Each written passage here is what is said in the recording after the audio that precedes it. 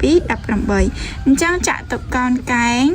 មានផ្ទៃក្រឡាស្មើនឹង18សង់ទីម៉ែត្រការ៉េណាចឹងរូបមួយបន្លាស់គេរាប់1សង់ទីម៉ែត្រណាគាត់ដោយសារតែគេប្រើ1សង់ទីម៉ែត្រឥឡូវយើងចូលនិយមន័យវាវិញ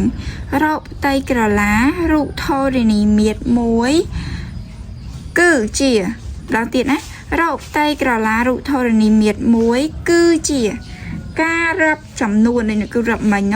ការរាប់ចំនួនឯកតាការ៉េដែលមាននៅក្នុងនោះដែលគឺរាប់នេះ1 2 3 4 5ចឹងឯកតានេះវាមាននៅក្នុងរូប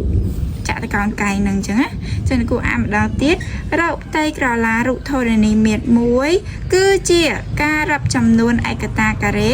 ដែលមាននៅក្នុងនោះណាអញ្ចឹងវីដេអូនេះមានតែប៉ុណ្្នឹងឯងវីដេអូក្រោយអ្នកគ្រូនឹងបញ្យល់កូនពីរបៀប